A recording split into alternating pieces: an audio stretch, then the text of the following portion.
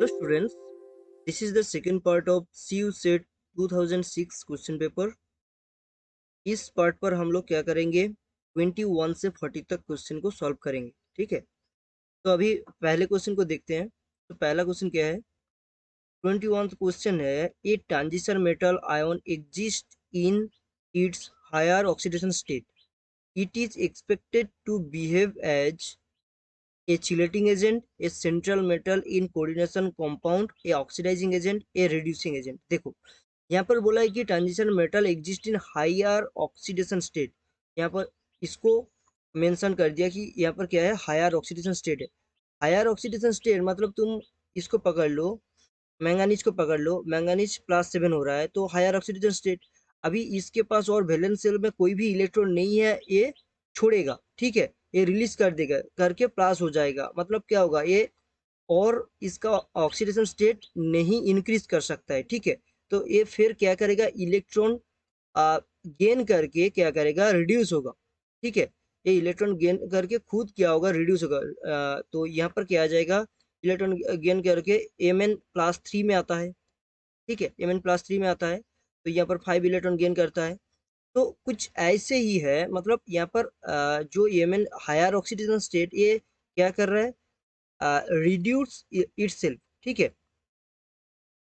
Reduce itself, तो ये खुद को रिड्यूस कर रहा है। तो खुद को रिड्यूस करेगा तो वो जो दूसरे जो एजेंट मतलब दूसरे जो यहाँ पर मेटल होगा या कुछ भी होगा, तो उसको वो क्या करेगा, उसको ऑक्सीडाइज करेगा। तो वो एक ऑक्सीडाइजिंग एजेंट की तरह क्या करेगा, एक्ट करेगा। ठीक है, सो तो it acts as a oxidizing agent, मतलब जो दूसरे यहाँ पर मेटल होगा उसको क्या करेगा, ये ऑक्सीडाइज करेगा। ठीक है, ऑक्सीडाइजिंग एजेंट। तो यहाँ पर देखते हैं ऑक्सीडाइजिंग एजेंट कहाँ पर है। देखो ऑक्सीडाइजिंग एजेंट थर्ड पर है, तो थर्ड क्या हो जाएगा, इसका आंसर हो जाएगा। तो 21 नंबर क्वेश्चन सॉल्व हो गया। अभी 22 को देखते हैं। 22 में क्या बोला है कि in the following complex ion central metal ion in a state of sp3d2 hybridisation. Okay, तो यहाँ पर बोला है कि एक हाइब्रिडाइजेशन गिवन है, sp3d2 हाइब्रिडाइजेशन। ठीक है, और ये जो हाइब्रिडाइजेशन है वो किसको सेटिस्फाई कर रहा है, यहाँ पर देखना पड़ेगा। ये sp3d2 हाइब्रिडाइजेशन है, कौन सा यहाँ पर सेटिस्फाई होगा। देखो अभी एक चीज यहाँ पर प्रॉब्लम होता है कि यहाँ पर sp3d2 गिवन है, तो कौन सा d ऑर्बिटल को पकड़े। क्योंकि यहाँ पर जो cobalt cobalt iron and chromium है, ये सब क्या है, 3D का मतलब 3D ट्रांजिशन मेटल है। ठीक है, 3D ट्रांजिशन मेटल का जो वैलेंस इलेक्ट्रॉन होता है वो क्या होता है, जो वैलेंस इलेक्ट्रॉन सेल कॉन्फ़िगरेशन होता है। किसका गया, 21 का गया। अभी 22 का करते हैं। तो वैलेंस इलेक्ट्रॉन का जो होता है कैसा होता है, 3D मेटल का, 3D मेटल का वैलेंस इलेक्ट्रॉन शेल क्या होता है, 3D 4s होता है। ठीक है, मतलब क्या है, पहले D आता है, उसके बाद 4s आता है, उसके बाद आता है 4p आता है, उसके बाद क्या होगा, 4D आएगा। ठीक है, उसके बाद क्या आएगा, 4D आएगा। तो यहाँ पर जो D बोला है 4D आएगा। तो यहाँ पर क्या बोला है, sp3d2 मतलब एक एस को पकड़ना, मतलब वैलेंस शेल में एक ही 4s है। ठीक है, p को पकड़ना होगा, मतलब 4p है। ठीक है, और D बोला है, अब D इनर ऑर्बिटल होता है तो D2sp3 होगा तो 3D को पकड़ेंगे, और sp3d2 होगा तो हम लोग क्या करेंगे, 4D को पकड़ेंगे। इसको अच्छे से समझ लेना। ठीक है, तो आउटर ऑर्बिटल होगा तो 4D को पकड़ेंगे, और इनर ऑर्बिटल होगा तो 3D को पकड़ेंगे। यहाँ पर D2 क्या क्या है, बाहर है, sp3d2 है, तो हम लोग क्या करेंगे, यहाँ पर आउटर ऑर्बिटल को पकड़ेंगे। यहाँ पर 3D को हम लोग नहीं लेंगे, क्यों, क्योंकि 3D यहाँ पर फुलफिल होगा, या 3D में कोई भी वैकेंट नहीं होगा, जो हम लोग दो D ऑर्बिटल को हम लोग यहाँ पर नहीं ले सकते। ठीक है, तो पूरा D ऑर्बिटल हाफ फील्ड या फुल फील्ड रहेगा। तो अभी देखते हैं कौन से यहाँ पर कॉम्प्लेक्स पर 3D या हाफ फील्ड है। तो इसके लिए क्या करते हैं, एक नेक्स्ट स्लाइड ले लेते हैं, उसके बाद डिस्कस कर लेते हैं। तो अभी क्या आएगा, देखो ये क्या है, 22 है, और 22 में क्या है, देखो पहला जो हमारा कॉम्प्लेक्स है CO F6 3 माइनस, ठीक है, CO F6 3 माइनस। तो अभी देखो जो कोबाल्ट का कितना है, कोबाल्ट यहाँ पर 3 माइनस है, तो 3 माइनस होगा तो यहाँ पर कोबाल्ट +3 में रहेगा, तो 3 माइनस कोबाल्ट 3 माइनस, तो कोबाल्ट के ऊपर +3 आएगा क्योंकि फ्लोरीन का -3 होता है, -6 होगा, और इसको हम लोग कैलकुलेट करेंगे तो +3 आ जाएगा फॉर्मल चार्ज। तो अभी क्या है, देखो F6 एफ क्या है, ये फ्लोरीन माइनस एक क्या होता है, वीक फील्ड लिगेंड होता है, वीक फील्ड लिगेंड। और वीक फील्ड लिगेंड क्या करता है, वीक फील्ड लिगेंड पेयर्ड नहीं कर पाता है, डी ऑर्बिटल को पेयर्ड नहीं कर पाता है। तो अभी देखो कोबाल्ट 3+ में कितने इलेक्ट्रॉन होगा डी ऑर्बिटल में, कोबाल्ट में कितना कितना होता है, कोबाल्ट में होता है हमारा टी होता है, सॉरी कोबाल्ट में क्या होता है हमारा 7 होता है। ठीक है, कोबाल्ट डी 7, कोबाल्ट का क्या होता है D7, और 3D7 और 4H2 होता है। अभी कोबाल्ट 3+ बोला है, कोबाल्ट 3+ होगा तो क्या हो जाएगा 3D6 हो जाएगा। अभी देखो यहाँ पर जो D6 हो जाएगा, यहाँ पर 3D ऑर्बिटल को कुछ ऐसे लिखेंगे तो यहाँ पर वीक तो पेयर्ड नहीं कर पाएगा, तो यहाँ पर जो पेयर्ड नहीं कर पाएगा तो क्या करेगा, यहाँ पर देखो 1 2 3 4 5 एंड 6 ऐसे आ जाएगा। तो यहाँ पर कोई भी 3D ऑर्बिटल वैकेंट नहीं है, मतलब यहाँ पर जो 6 है, मतलब ऑक्टाहेड्रल के लिए हमें क्या चाहिए होगा, 6 हाइब्रिडाइज्ड ऑर्बिटल चाहिए होगा। और 6 हाइब्रिडाइज्ड ऑर्बिटल मतलब यहाँ पर देखो sp3d2, मतलब यहाँ पर देखो 6 हाइब्रिडाइज्ड ऑर्बिटल है, तो हमें बाहर का 4D ऑर्बिटल लेना पड़ेगा। मतलब यहाँ पर जो आंसर होगा ना, यहाँ पर आंसर ए ही हो जाएगा। ठीक है, तो पहला ऑप्शन को देखेंगे तो ए ही हो जाएगा। अभी जो और रेस्ट ऑफ द जो ऑप्शन है उसको देखेंगे तो क्या होगा, देखो यहाँ पर जो NH3 है और N है, देखो यहाँ पर जो रेस्ट जो ये क्या गया, ऑप्शन 1 चला गया, और 2 3 एंड 4 में देखेंगे तो यहाँ पर जो NH3 एंड यहाँ पर साइनाइड है, NH3 एंड साइनाइड है, N- है, ये क्या करेगा, ये सब क्या होगा, स्ट्रॉन्ग फील्ड लिगेंड होगा। स्ट्रॉन्ग फील्ड लिगेंड मतलब ये लोग पेयर्ड कर देगा, जो इलेक्ट्रॉन को है ना, इलेक्ट्रॉन को क्या कर देगा, यहाँ पर पेयर्ड अप कर देगा, पेयर्ड अप कर देगा, तो यहाँ पर वैकेंट ऑर्बिटल आ जाएगा, तो हमारा वो इनर 2 ऑर्बिटल को ले लेगा। ठीक है, इनर 2 ऑर्बिटल को यहाँ पर ले लेगा, तो यहाँ पर जो ऑप्शन आ जाएगा क्या आ जाएगा, ऑप्शन ए करेक्ट आंसर आ जाएगा। ठीक है, तो अभी देखते हैं 23। ठीक है, थर्ड क्वेश्चन को देखते हैं। थर्ड क्वेश्चन में क्या है, देखो which of the following can participate in linkage isomerism. देखो लिंकेज आइसोमरिज्म क्या है, पहले उसको पहचाना होगा। लिंकेज आइसोमरिज्म क्या है, देखो एक ही मैटर एक ही ग्रुप पर या एक ही लिगेंड पर जब 2 या मोर देन 2 क्या करता है कि इलेक्ट्रॉन डोनेट करता है मेटल को, अब जो सेंट्रल मेटल होता है उसको बोलते हैं हम लोग लिंकेज आइसोमरिज्म, कि 2 या 2 से ज्यादा एटम से वो क्या कर सकता है, सेंट्रल एटम के साथ लिंक कर सकता है। ठीक है, तो यहाँ पर बेसिकली यहाँ पर क्या करता है, जो लिंकेज आइसोमरिज्म बेसिकली कौन दिखाता है, एम्बेडेड लिगेंड जो होता है, एम्बेडेड लिगेंड क्या करता है, लिंकेज आइसोमरिज्म दिखाता है। तो यहाँ पर लिंकेज आइसोमरिज्म क्या करता है, लिंकेज आइसोमरिज्म ऐसे लिख लो कि लिंकेज आइसोमरिज्म,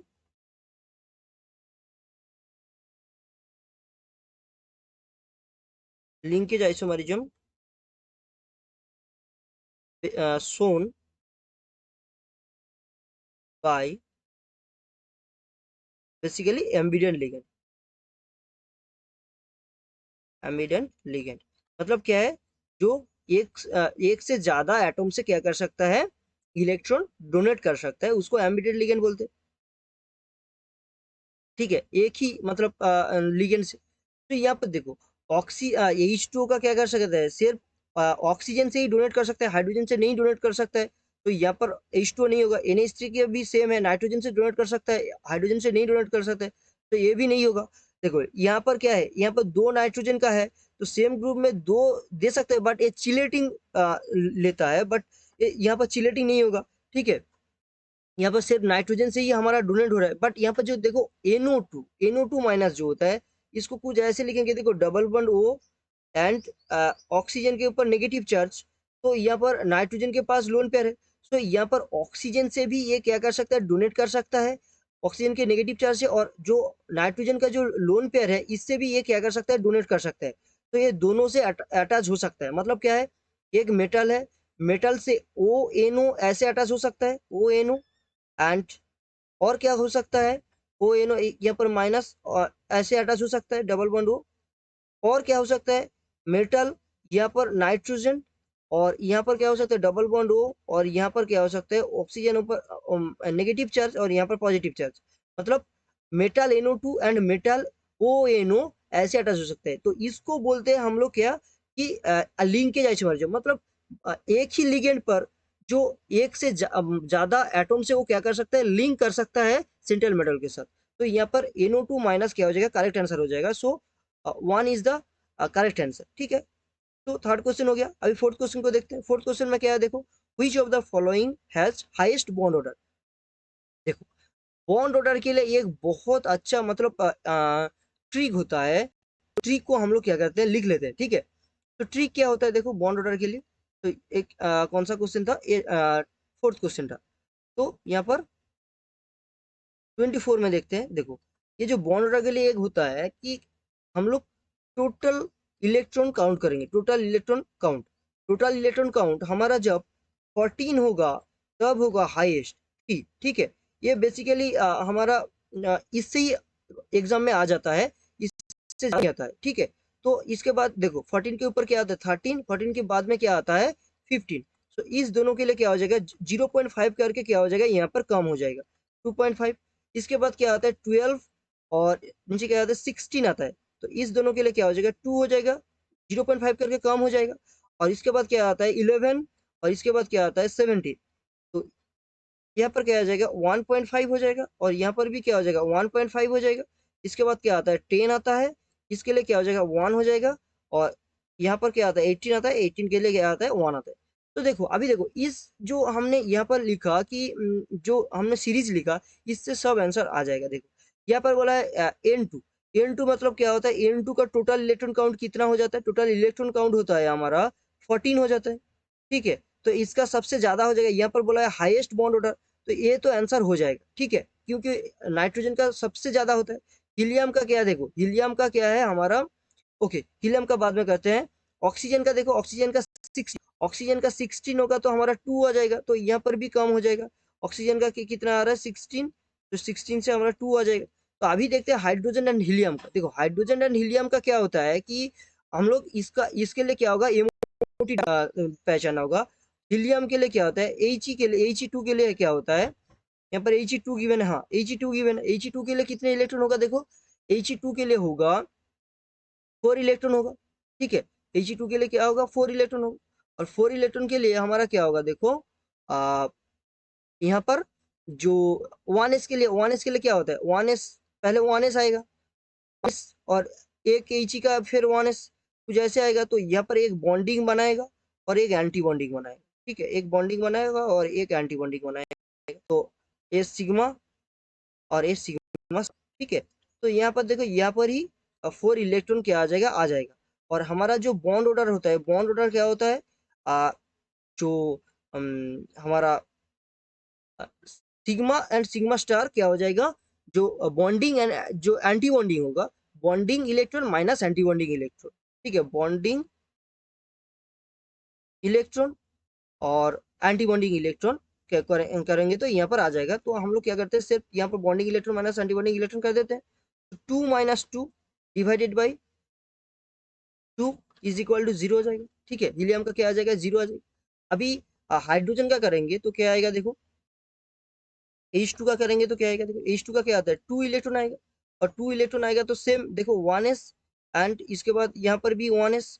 और इसको हम लोग करेंगे तो क्या आएगा, देखो, बॉन्डिंग, और ये बॉन्डिंग होगा, और ऊपर वाला एंटी बॉन्डिंग होगा। तो यहाँ पर सिग्मा स्टार और यहाँ पर सिग्मा, तो यहाँ पर ही 2 इलेक्ट्रॉन आ जाएगा। तो यहाँ पर बॉन्ड ऑर्डर कितना होगा, bond order is equal to 2 minus 0/2 is equal to 1 आ जाएगा। तो बॉन्ड ऑर्डर का क्या आ रहा है 1 आ रहा है। तो सबसे ज्यादा क्या आएगा, सबसे ज्यादा यहाँ पर आएगा 14 का। तो हमने इसलिए आंसर यहाँ पर क्या कर दिया, 14 कर दिया। तो नाइट्रोजन का, सो नाइट्रोजन यहाँ पर करेक्ट आंसर हो जाएगा। सो 24 भी गया। अभी 25 को देखते हैं, फिफ्थ क्वेश्चन को। Which of the following is diamagnetic. देखो, डायमैग्नेटिक के लिए तुम एक चीज याद रखना हमेशा कि यहाँ पर डायमैग्नेटिक कौन सा होगा, जिसका क्या होगा अनपेयर्ड इलेक्ट्रॉन होगा, वो क्या डायमैग्नेटिक हो जाएगा। तो 25 का क्या होगा, 25 का अनपेयर्ड इलेक्ट्रॉन प्रेजेंट होगा, यहाँ पर डायमैग्नेटिक बोला है तो अनपेयर्ड इलेक्ट्रॉन क्या होगा, प्रेजेंट नहीं होगा, डज नॉट है, तो यहाँ पर क्या होगा, तो डायमैग्नेटिक, ठीक है, डायमैग्नेटिक बोला है, डायमैग्नेटिक बोला, डायमैग्नेटिक के लिए क्या होगा, अनपेयर इलेक्ट्रॉन प्रेजेंट नहीं होगा, मतलब अनपेयर इलेक्ट्रॉन क्या होगा, अनपेयर्ड इलेक्ट्रॉन क्या होगा, नहीं होगा, ठीक है, सब क्या होगा, पेयर्ड होगा, अनपेयर्ड इलेक्ट्रॉन नहीं होगा।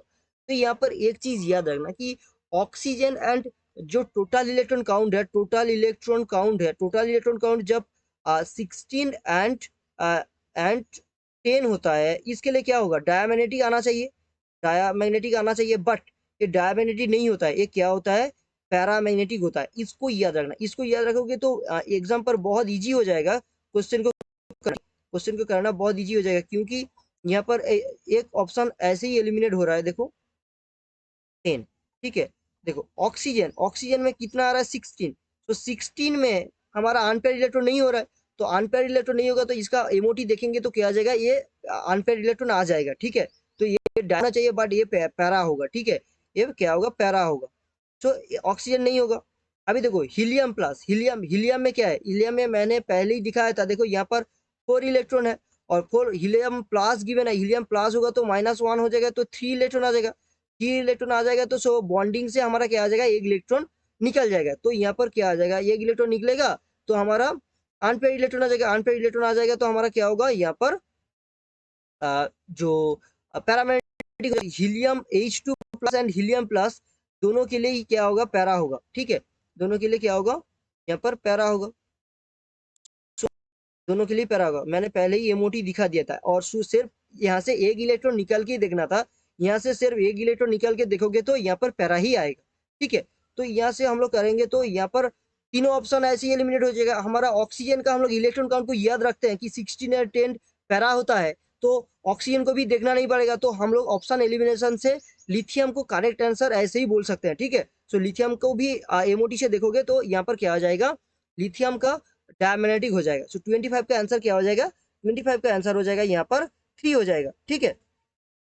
सो अभी देखते हैं नेक्स्ट नेक्स्ट क्वेश्चन को, नेक्स्ट स्लाइड देखते हैं, 26 का क्वेश्चन है, ठीक है, तो 26 में क्या है, देखो 26 में बोला है कि the concentration of reactant X decreases from 0.1 molar to 0.025 molar in 40 minute. देखो यहाँ पर जो क्वेश्चन गिवन है इसको ऐसे ही करते हैं, देखो तो यहाँ पर एक न्यूमेरिकल है, इसके लिए ये क्या करते हैं, लेते हैं, तो ये 20 का क्वेश्चन है, ठीक है, इसका क्वेश्चन में क्या आएगा, देखो यहाँ पर क्या बोला है, यहाँ पर बोला है एक्स डी फ्रॉम, मतलब इनिशियल क्या था 0.1 मोलर, और 40 मिनट के बाद क्या आया 0.25 मोलर, तो यहाँ पर क्या करते हैं, क्या हो गया कि इनिशियली मतलब x0 या ये 0 लिख सकते हैं, x0 लिखते हैं, ठीक है, तो यहाँ पर x बोला है, तो x0 क्या था, एक एक x0 क्या था, x0 is equal to 0.1, 0.1 molar, ठीक है, सो x0 क्या है, यहाँ पर 0.1 मोलर है, एंड जो h टाइम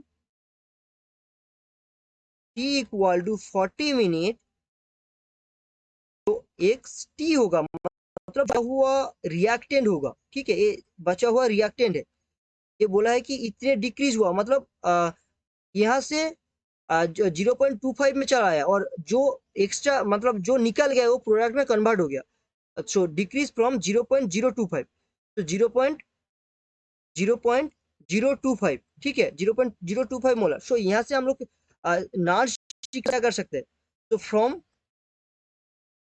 नॉन इक्वेशन,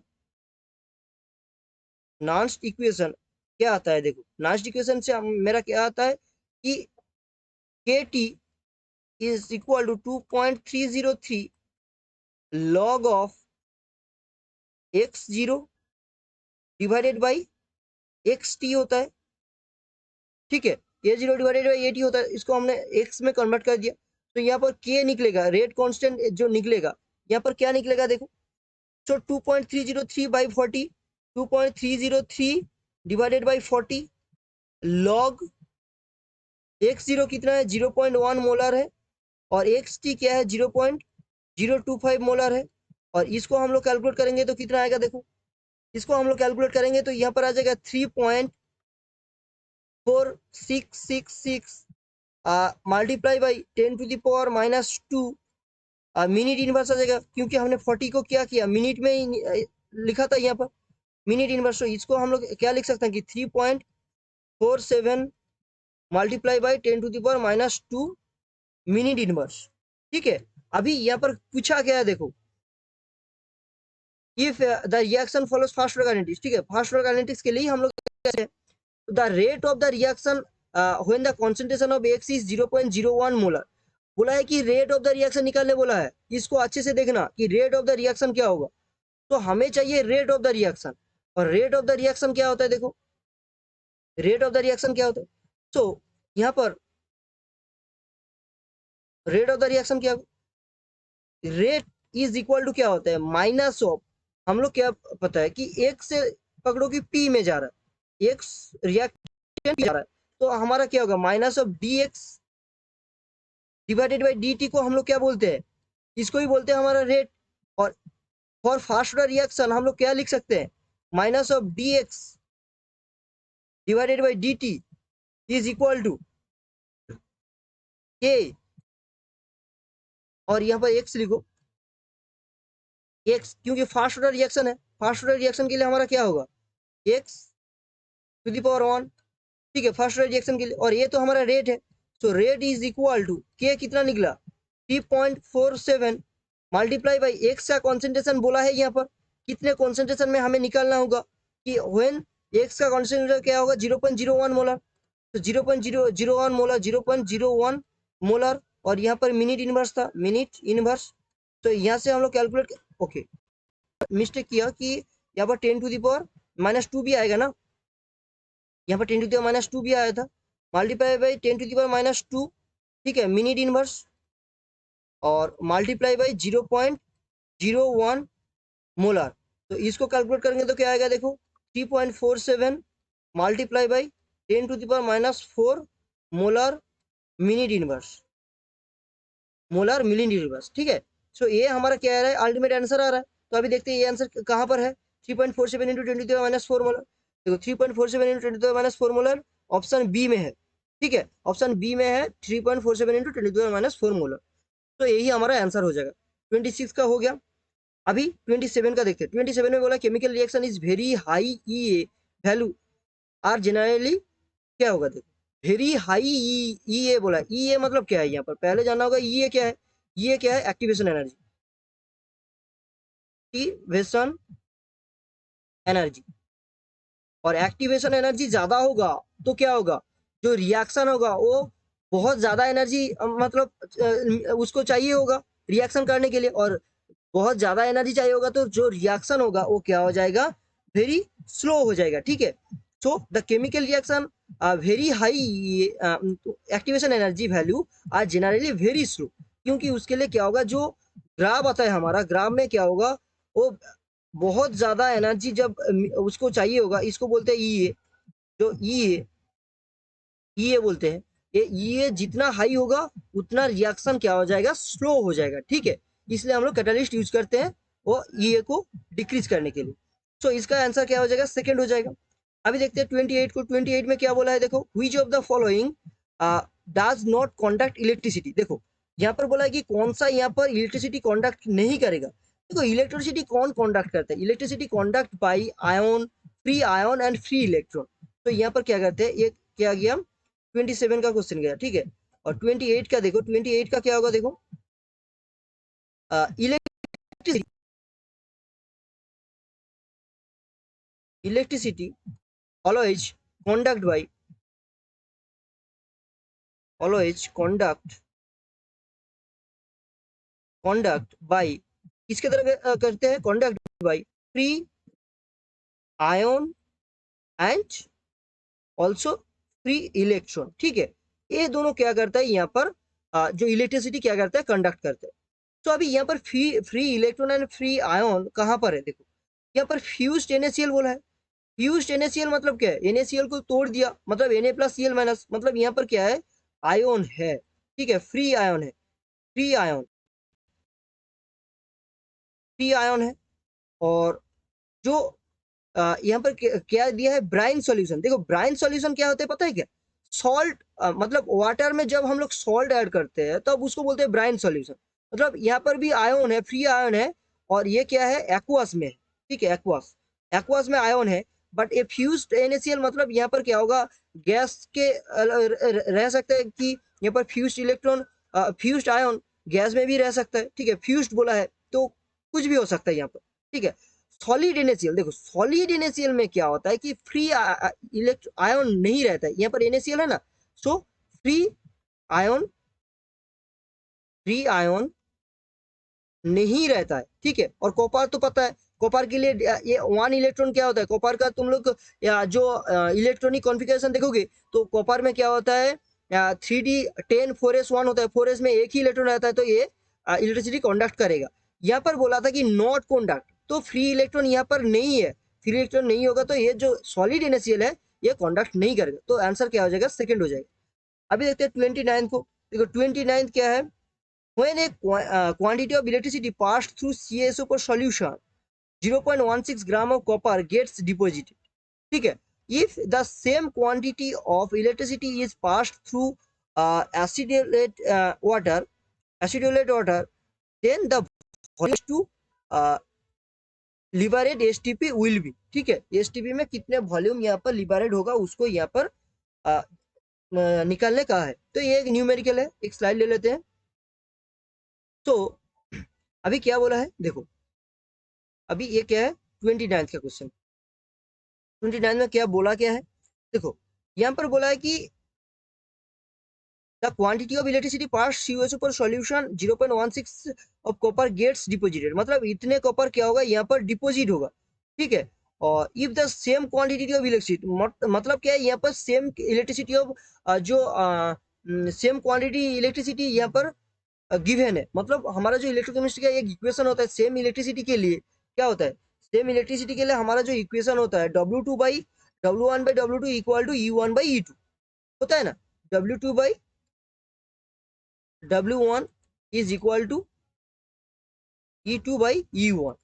तो यहाँ पर W2W1 एंड E2E1 क्या होता है, आई होप सबको पता है। W2W क्या होता है, वेट होता है, यहाँ पर लिख देते हैं कि यहाँ पर जो W2 किसका वेट है और W1 किसका वेट है, हम लोग इसको लिख देते हैं, ठीक है।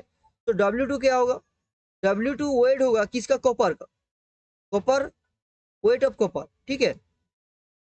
यहाँ पर क्या होगा, weight of copper, weight of copper. और जो W1 होगा वो क्या होगा, वेट ऑफ हाइड्रोजन, ठीक है।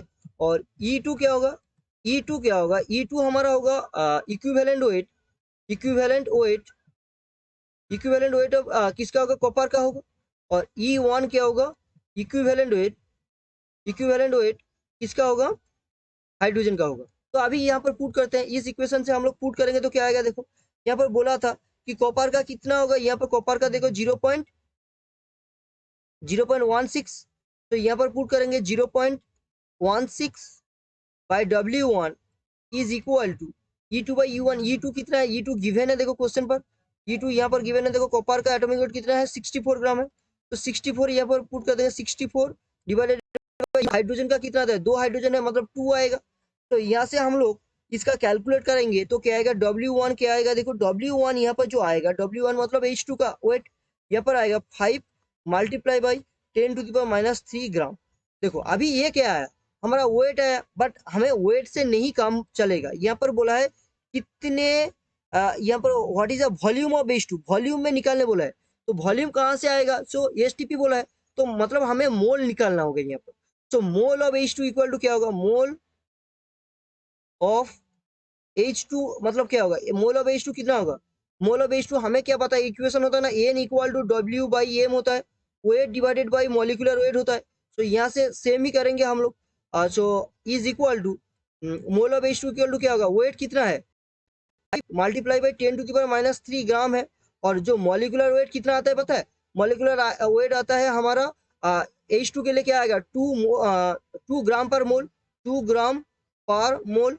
तो यहाँ से कैलकुलेट करेंगे तो यहाँ से ग्राम ग्राम कट जाएगा, तो यहाँ पर कितने मोल आएगा देखो, 2.5 multiply by 10⁻³ mole.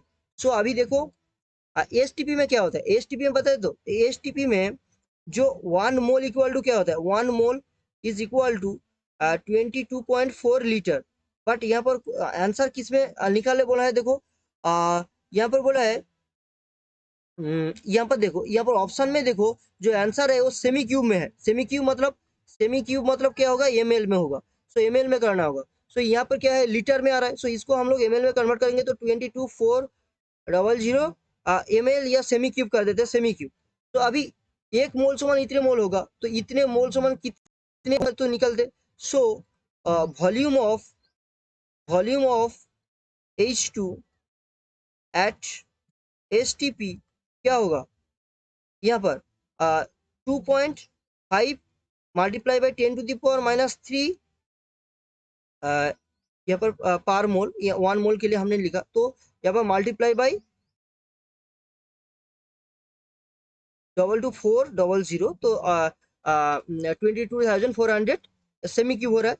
So semi cube पर मोल होगा यहाँ पर, और यहाँ पर मोल होएगा, यहाँ पर मोल होगा। तो मोल मोल यहाँ पर कट जाएगा, और सेमी क्यूब यूनिट का ध्यान रखना फिजिकल केमिस्ट्री के टाइम। और इसको कैलकुलेट करेंगे तो हमारा क्या आएगा देखो, इसको कैलकुलेट करेंगे तो हमारा लगभग 56 आ जाएगा, 56 सेमी क्यूब आ जाएगा। ठीक है, 56 सेमी क्यूब। तो अभी देखते हैं क्वेश्चन पर आंसर कहाँ पर है। देखो यहाँ पर जो सेकंड ऑप्शन है, सेकंड ऑप्शन में क्या है, हमारा 56 सेमी क्यूब है। तो इसका आंसर कुछ ऐसे आएगा। तो 29 का भी हो गया। अभी 30 का देखते हैं। 30 में क्या है देखो, solubility product of salt AB is 1 multiplied by 10⁻8 mole square in the solution which the concentration of A plus solution is 10⁻³ molar. Salt precipitate when the concentration B minus ion kept। देखो solubility product मतलब KSP, solubility product मतलब KSP given है। ठीक है, यहाँ पर जो 30 का क्वेश्चन होता है, 30 का क्वेश्चन देखते हैं अभी। देखो 30 का क्वेश्चन में क्या होता है, हमें एक डाटा पता होना चाहिए, क्या, precipitation of salts,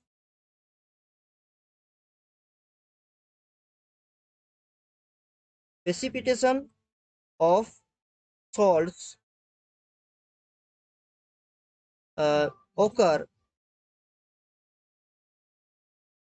occur when क्या होता है, एक कंडीशन होता है, जब क्या होता है, KSP is less than ionic product।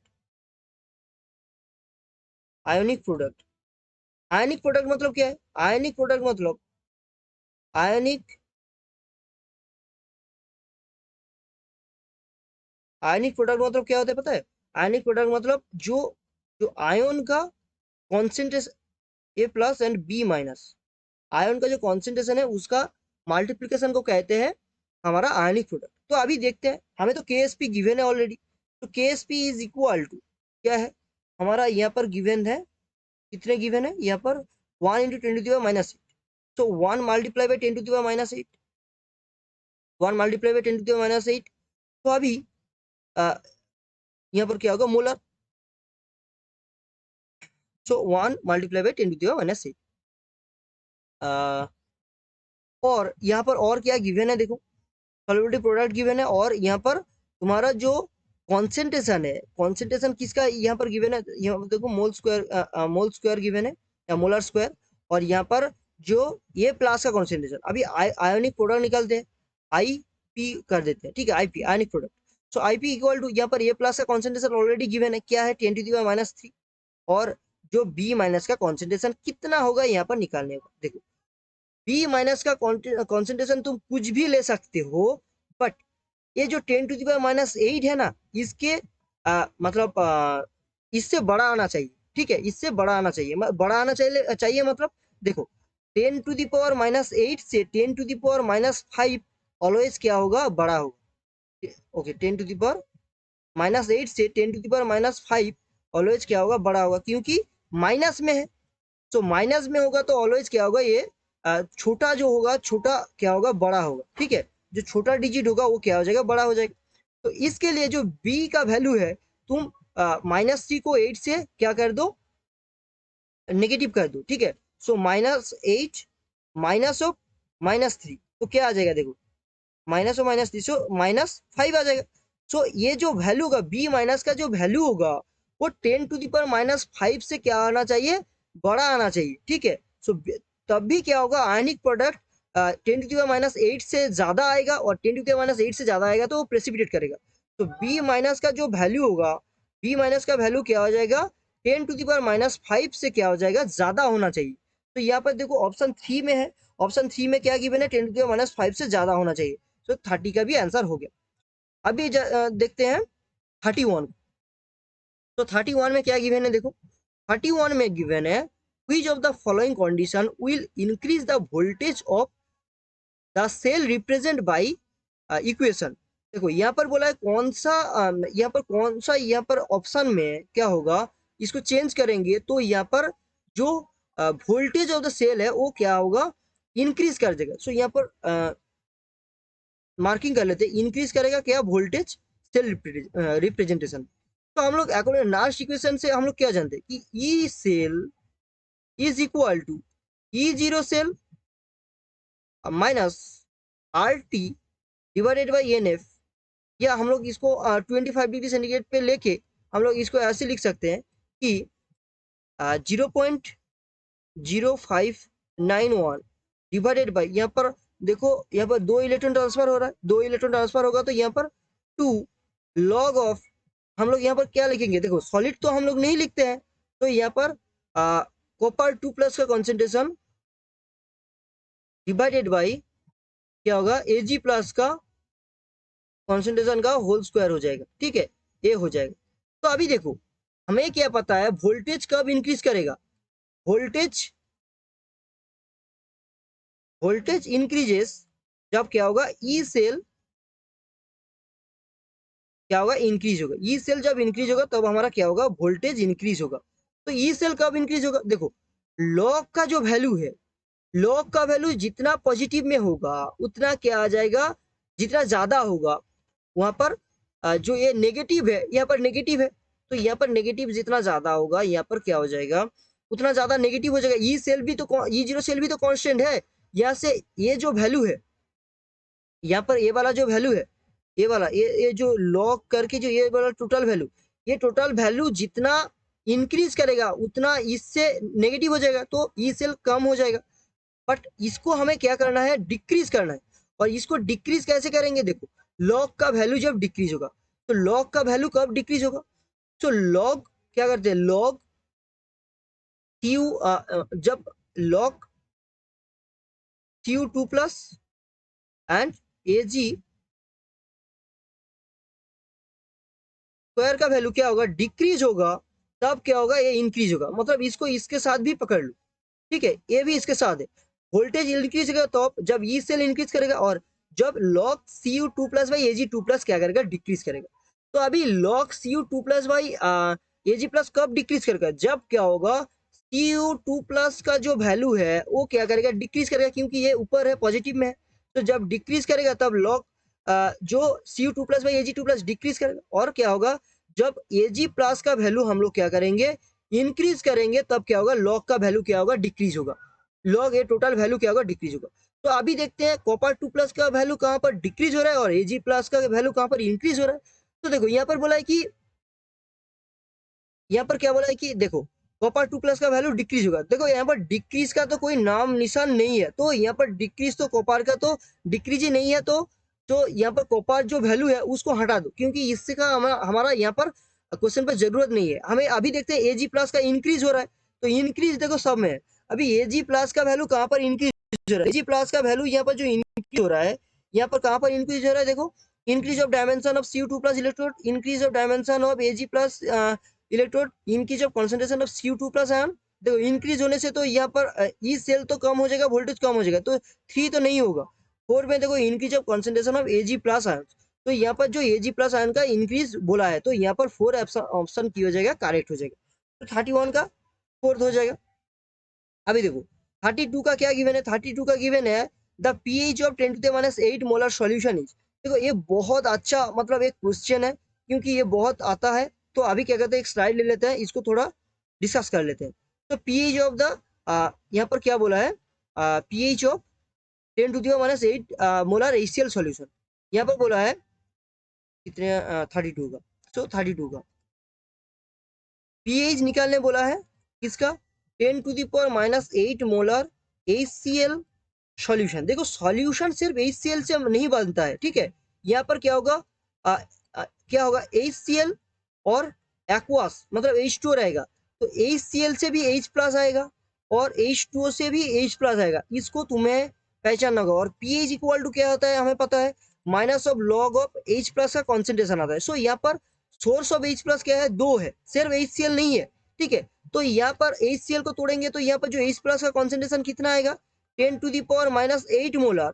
और यहाँ पर H2O क्या होता है, H प्लस प्लस OH क्या होता है, OH माइनस होता है। तो दोनों के लिए क्या होगा, H प्लस कितना आएगा, तो यहाँ पर H प्लस का कॉन्सेंट्रेशन है ये वाला HCl से, और यहाँ पर H प्लस का कॉन्सेंट्रेशन क्या होगा, 10⁻⁷ होगा। क्यों, क्योंकि टोटल क्या आता है, 10⁻14 आता है। सो दो हाफ हो जाएगा, मतलब OH के लिए 10⁻7 और H प्लस के लिए 10⁻7। सो टोटल कितना आएगा, यहाँ पर देखो टोटल आएगा, हमें मल्टीप्लाई करना होगा, तो टोटल H प्लस कितना आएगा, total H plus is equal to 10⁻8 plus 10⁻7 आ जाएगा, 10⁻8 प्लस 10⁻7। तो यहाँ से हम लोग कैलकुलेट करेंगे तो 1.1 मल्टीप्लाई बाई 10⁻- क्या हो जाएगा, 7 हो जाएगा। तो अभी पुट कर देते हैं, माइनस ऑफ लॉग ऑफ यहाँ पर क्या आ जाएगा 1.1 मल्टीप्लाई बाई 10⁻7। तो यहाँ से हमारा जो आंसर आ जाएगा वो क्या आ जाएगा, देखो 6.96 आ जाएगा आंसर, 6.96 आंसर आ जाएगा। तो अभी देखते हैं 6.96 कहाँ पर है। देखो यहाँ पर देखेंगे तो 8 है, 8 तो नहीं हो रहा है, पहले देखने से 8 लगेगा कि यहाँ पर 10⁻8 है, तो इसको पहले कर देते हैं तो 8 आ जाएगा, नहीं आ जाएगा। मोर देन 8 तो नहीं आ रहा है क्योंकि 6 आ रहा है। स्लाइडली मोर देन 7, देखो स्लाइडली मोर देन 7 से भी ज्यादा नहीं आ रहा है, 7 से कम आ रहा है। बिटवीन 6 एंड 7 ये करेक्ट है, बिटवीन 6 एंड 7 आ रहा है, ठीक है, 6.96 आ रहा है। तो यहाँ पर 6 एंड 7 के बीच में है, आ, तो ये ठीक है, ठीक है। तो 4 भी नहीं होगा, तो 3 क्या हो जाएगा, करेक्ट आंसर हो जाएगा, ठीक है। अभी देखते हैं 33 को, 33 में क्या बोला है, the mass of glucose should be dissolve in 50 gram of water in order to produce the same lowering of vapour pressure. यहाँ पर क्या बोला है, same lowering of vapour pressure act as produce by dissolving 1 gram urea same quantity of water. Same quantity of water में हमें क्या बोला है, यहाँ पर 1 ग्राम हमने यूरिया दे दिया, और यहाँ पर मास of glucose in 50 gram of water, 50 ग्राम में यहाँ पर 50 ग्राम वाटर, सो यहाँ पर 50 ग्राम वाटर, सो 50 ग्राम वाटर में हमने 1 ग्राम यूरिया दे दिया, और 50 ग्राम वाटर में हमको कितने अमाउंट ऑफ ग्लूकोज देने से यहाँ पर जो लोअरिंग ऑफ वेपर प्रेशर क्या होगा, सेम होगा, उसको निकालने बोला है। तो स्लाइड ले लेते हैं। सो ये 33 का है, ठीक है, 33 को करते हैं अभी। देखो 33 में क्या है, हमारे बोला है कि लोअरिंग ऑफ वेपर प्रेशर क्या है, सेम है। Lowering of vapour pressure same होगा तो क्या होगा, del P zero, del P is 1 second, तो डेल पी ये किसके लिए है, ये ग्लूकोज के लिए है। तो यहाँ पर जी पकड़ लो, glucose is equal to del P of क्या होगा, यहाँ पर यूरिया होगा, और ये किसके साथ इक्वल होगा, ये इक्वल होगा इसका ग्लूकोज जो मोल फ्रैक्शन होता है, मोल में क्या होगा, 100 ग्लूकोज इज इक्वल टू 100 क्या हो जाएगा, यहाँ पर यूरिया हो जाएगा, 100 यूरिया। क्योंकि ये क्या होता है कि del P divided by P zero is equal to x2 होता है ना। तो अभी हमने दो साइड में P0 डिवाइड करके ऐसे कर दिया, ठीक है, दो साइड में P0 हम लोग दे देंगे तो कट जाएगा, तो हम लोग यहाँ पर कर सकते थे, इसलिए हमने ऐसे कर दिया, ठीक है। तो अभी ऐसे आ गया। तो अभी क्या करते हैं, यहाँ पर इसको मोल में तोड़ते हैं, मोल में तोड़ेंगे तो क्या होगा, एन ऑफ जी मतलब glucose divided by N of G plus N of water is equal to N of you divided by N of U plus N of water, क्योंकि टोटल मोल है। तो यहाँ पर इसको क्या करते हैं, कुछ ऐसे लिखते हैं कि इसको इजी हो जाएगा, बहुत इजी हो जाएगा। कैसे इजी हो जाएगा, इसको उल्टा देते हैं। कैसे? देखो ऐसे, थोड़ा सा मैथमेटिक्स का भी नॉलेज लगेगा। इसको उल्टा देते हैं सब, right side and left side को उल्टा देते हैं, तो क्या होगा देखो। तो मतलब इसको यहाँ पर ले आते और इसको यहाँ पर नीचे ले आते, तो क्या होगा देखो, सेम प्रोसेस यहाँ पर भी होगा। तो क्या होगा देखो, N G plus N W divided by N G is equal to N U plus N W divided by N U. अभी इसको तोड़ देंगे तो क्या होगा, 1 plus N W divided by N G is equal to 1 plus N W divided by N U. So 1 1 तो दो side में कट जाएगा, तो यहाँ पर देखो N W divided by N G हो जाएगा, ठीक है, और equal to N W divided by N U. तो मतलब यहाँ पर एन डब्ल्यू भी कट जाएगा, क्योंकि टोटल यहाँ पर वाटर भी तो सेम है ना, वाटर भी तो सेम लिया। तो यहाँ पर अल्टीमेट क्या आ रहा है, N G is equal to N U आएगा। तो ये हमारा अल्टीमेट आ रहा है। मतलब क्या है, यहाँ पर मोल भी दोनों के लिए सेम हो रहा है, और मोल के लिए हम लोग क्या जानते हैं, N equal to divided by M होता है। तो हम लोग अभी क्या कर देंगे, देखो यहाँ पर, सो डब्ल्यू of g divided by m of जी मतलब ग्लूकोज इज इक्वल टू डब्ल्यू of you divided by m of u कर देंगे। तो डब्ल्यू ऑफ जी हमें निकालना था, और डिवाइडेड बाई एम ऑफ जी क्या आता है, 180 आता है, इज इक्वल टू यहाँ पर जो डब्ल्यू ऑफ यू क्या गिवन है, देखो डब्ल्यू ऑफ यू क्या गिवन है हमारा, यहाँ पर 1 ग्राम गिवन है। तो 1 ग्राम यूरिया कर देंगे, 1 ग्राम डिवाइडेड बाई यहाँ पर क्या है, ये क्या है, ग्राम पर मोल होता है, ग्राम पर मोल जो भी होगा ग्राम पर मोल। और यहाँ पर यूरिया के लिए क्या आता है, यूरिया के लिए हमारा आता है 60 आता है, ठीक है, 60 ग्राम पर मोल आता है, ग्राम पर मोल। सो ये दोनों तो कट जाएगा यहाँ पर। सो यहाँ पर क्या आ जाएगा, डब्ल्यू जी इक्वल टू आएगा 180 डिवाइडेड बाई 60, यहाँ पर ग्राम था ऑलरेडी, तो यहाँ पर क्या आ जाएगा, 3 ग्राम आ जाएगा, 3 ग्राम आंसर आ जाएगा। तो अभी देखते हैं 3 ग्राम क्वेश्चन पर कहाँ पर है, देखो यहाँ पर 3 ग्राम सेकंड पर है, तो ठीक क्या आ जाएगा, आंसर आ जाएगा, ठीक है, 33 का आंसर आ जाएगा। अभी क्या करते हैं 34 का देखते हैं। 34 में क्या गिवन है, देखो 34 में गिवन है osmotic pressure observed when benzoic acid is dissolved in benzene less expected from the theoretical consideration, this is because. तो यहाँ पर बोला है कि बेंजोइक एसिड को डिजॉल्व करने से, बेंजीन में डिजॉल्व करने से इसका जो एक्सपेक्टेड वैल्यू आता है ऑस्मोटिक प्रेशर का, वो क्या आता है, थियोरेटिकल वैल्यू से क्या आता है, कम आता है। क्यों, ऐसा क्यों होता है, क्योंकि देखो 34 का करते हैं, तो when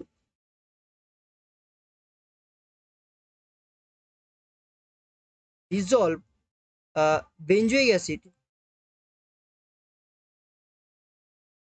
acid in benzene,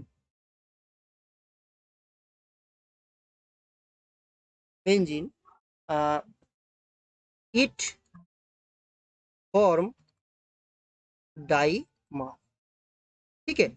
और हम लोग क्या जानते हैं कि जो हमारा जो ऑस्मोटिक प्रेशर है होता है, मॉलिक्यूल के नंबर के ऊपर डिपेंड करता है, ठीक है। तो यहाँ पर डाइमर फॉर्म करने के लिए क्या हो रहा है, यहाँ पर जो मॉलिक्यूल का नंबर है वो क्या हो रहा है, डिक्रीज हो रहा है। तो इसलिए क्या होगा यहाँ पर, इसलिए डिक्रीज होगा। तो कौन से ऑप्शन में है देखते हैं। देखो यहाँ पर बोला है benzoic acid get acid is an organic solute, नहीं। बेंजोइक एसिड है higher molar mass than benzene, नहीं। बेंजोइक एसिड गेट एसोसिएटेड, देखो डाइमर मतलब क्या है, एसोसिएट हो रहा है। तो यहाँ पर ये थर्ड ऑप्शन क्या हो जाएगा, बिल्कुल करेक्ट हो जाएगा। और डिसोसिएट बोला है, डिसोसिएट तो नहीं होगा, तो एसोसिएट होगा। तो थर्ड ऑप्शन क्या हो जाएगा, करेक्ट। अभी आते हैं 35 पे।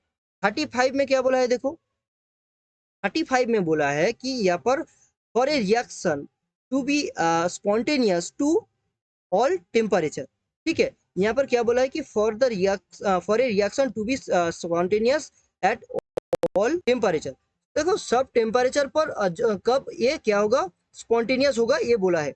देखो यहाँ पर हमें क्या पता है, del G equal to del H minus T del H. जब क्या होगा, हम लोग इस इक्वेशन से क्या बोलते हैं, जब डेल एच क्या होगा, लेस देन जीरो होगा, एंड डेल जी भी लेस देन जीरो होगा, तब क्या होगा, ये जो हमारा जो रिएक्शन होगा वो क्या होगा, स्पॉन्टेनियस, स्पॉन्टेनियस होगा, ठीक है, स्पॉन्टेनियस होगा। तो यहाँ पर देखते हैं del G and del H should be negative. देखो पहले ऑप्शन ऑप्शन कि del G and del H negative होगा तो ये स्पॉन्टेनियस होगा। तो पहला ऑप्शन ही यहाँ पर क्या हो जाएगा, 35 का जो पहला ऑप्शन होगा वो क्या हो जाएगा, 1 हो जाएगा और ये क्या हो जाएगा, करेक्ट हो जाएगा। ठीक है, तो अभी क्या करते हैं, नेक्स्ट 36 को देखते हैं। 36 में क्या है देखते हैं।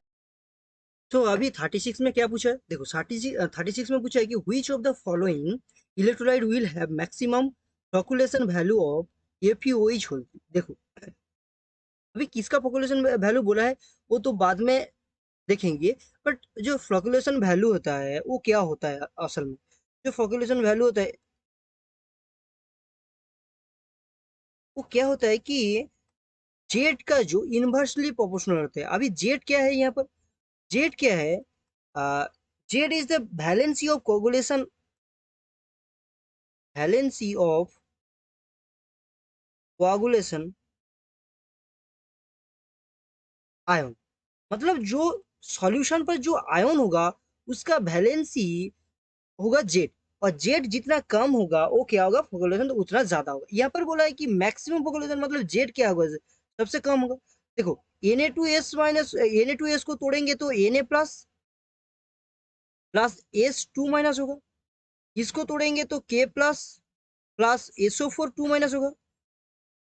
ठीक है, SO4 2 माइनस होगा, इसको तोड़ेंगे तो देखो NH4 plus plus PO4 3 minus होगा, और इसको तोड़ेंगे तो Na प्लस Cl माइनस होगा।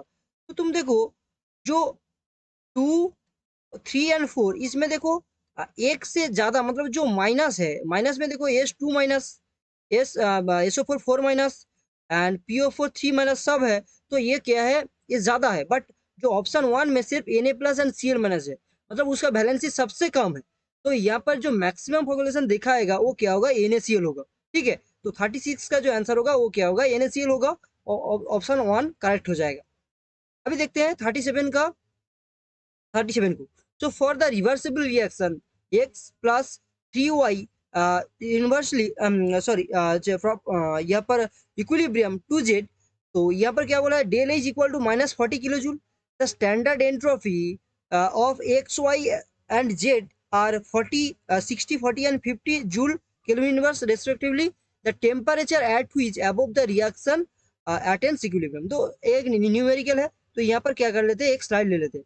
तो 37 का देखो, 37 में क्या पूछा है, हमें निकालने बोला है what is the temperature, temperature निकालने बोला है।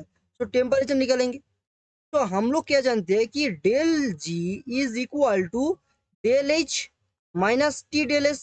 अभी बोला है एट इक्विलिब्रियम, एट इक्विलिब्रियम क्या होता है, del G is equal to 0 होता है। So del is equal to क्या होगा, टी डेल एस होगा। अभी टी डेल एस में क्या होगा, टी कैसे आएगा, टी आएगा del H divided by del S, del H divided by del S. अभी डेल एच तो हमें यहाँ पर देखो गिवन है, डेल एच क्या गिवन है, डेल एज हमारा यहाँ पर क्या गिवन है, देखो -40 किलो जूल। तो 40 किलो जूल, तो यहाँ पर क्या आ जाएगा, -40 किलो जूल, और इसको जूल में कन्वर्ट कर लेंगे तो क्या आएगा, देखो -40,000 जूल। अभी डेल एस निकालेंगे, डेल एस क्या होता है, S of product minus S of reactant, reactant. तो अभी एस प्रोडक्ट क्या होगा, एस प्रोडक्ट में क्या है, देखो एस प्रोडक्ट में यहाँ पर क्या है, 2z है, और जेड का वैल्यू यहाँ पर क्या गिवन है, 50 गिवन है। मतलब 2 मल्टीप्लाई बाय 50, ठीक है, माइनस यहाँ पर क्या आ जाएगा, देखो यहाँ पर आ जाएगा 60, तुम्हारा क्या आ जाएगा, ये एक्स का आ जाएगा, एक्स का देखो 60 एंड वाई का 40, 3y है। तो 60 प्लस 3 मल्टीप्लाई बाई 40 आ जाएगा। तो यहाँ से कैलकुलेट करेंगे तो कितना आ रहा है, देखो यहाँ से कैलकुलेट करेंगे तो -80 जूल आ रहा है। ठीक है, -80 जूल आ रहा है, यहाँ से जूल, यहाँ पर joule kelvin inverse mole inverse आएगा, केल्विन इनवर्स मोल इनवर्स आ जाएगा। और यहाँ पर क्या आ रहा है, यहाँ पर आ रहा है जूल पर मोल, जो डेली जा रहा है जूल पर मोल। तो यहाँ से कैलकुलेट करेंगे तो क्या आ गया, देखो माइनस ऑफ 40,000 डिवाइडेड बाई -80 करेंगे तो यहाँ से क्या आ जाएगा, 5। सो यहाँ से नेगेटिव भी कट जाएगा। सो 500 केल्विन आंसर आ जाएगा हमारा आंसर। तो अभी देखते हैं 500 कहाँ पर है। देखो यहाँ पर 37 का, देखो ऑप्शन 2 में 500 है। सो ऐसे 2 आंसर हो जाएगा। ठीक है, अभी देखो the ion radii of Na+ and Cl- ion are 95 pm and 8181 pm respectively, its length of NaCl। देखो NaCl में क्या होता है, देखो ये 38 का है और ये क्या गया 36 का। ठीक है, 38 में क्या, देखो यहाँ पर NaCl कैसा रहता है पता है क्या, ये इसको एक सरफेस पकड़ोगे तो क्या होगा, यहाँ पर एक क्या होता है Cl-, ए क्या करता है Cl-, ठीक है, सब Cl-, और बीच में क्या रहता है Na+, यहाँ पर Na+, यहाँ पर Na+, ये क्या होता है Na+ होता है। ठीक है, और जो एक यहाँ पर बीच में भी Cl- रहता है। तो ऐसे होता है, तो कभी एड्स लेंथ बोला है तो ऐसे एड्स लेंथ होगा। यहाँ पर देखो Cl- का हाफ रेडियस यहाँ पर, और यहाँ पर भी Cl- का हाफ रेडियस ऐसे यहाँ से, और यहाँ पर Na+ का क्या है फुल रेडियस मतलब डायमीटर। सो यहाँ पर क्या होगा 28 का 2 Na+ का ये Na+2 R+ +2 R- मतलब Cl- इज इक्वल टू ये क्या होगा ए होगा। तो ए के लिए क्या होगा, अभी देखते हैं 2 मल्टीप्लाई बाई 95 क्या होगा Na+ का, तो R+ वही है 95 +2 मल्टीप्लाई बाई 181 करेंगे तो क्या आएगा, देखो यहाँ पर इसको कैलकुलेट करेंगे तो यहाँ पर आ जाएगा 552 आ जाएगा, 552 pm आ जाएगा, मीटर आ जाएगा। सो यहाँ पर देखो ऑप्शन 3 में 552 है, बहुत ही ईजी है, तो 38 का हो गया। अभी आते हैं 39 का। 39 में क्या बोला है, देखो inductive effect involves displacement of sigma electron, delocalisation of delocalisation of pi electron, displacement of pi electron and delocalisation of sigma electron. देखो पाई इंडक्टिव इफेक्ट में पाई इलेक्ट्रॉन का कोई भी मतलब काम नहीं होता है, तो ये दोनों तो कैंसिल कर दो।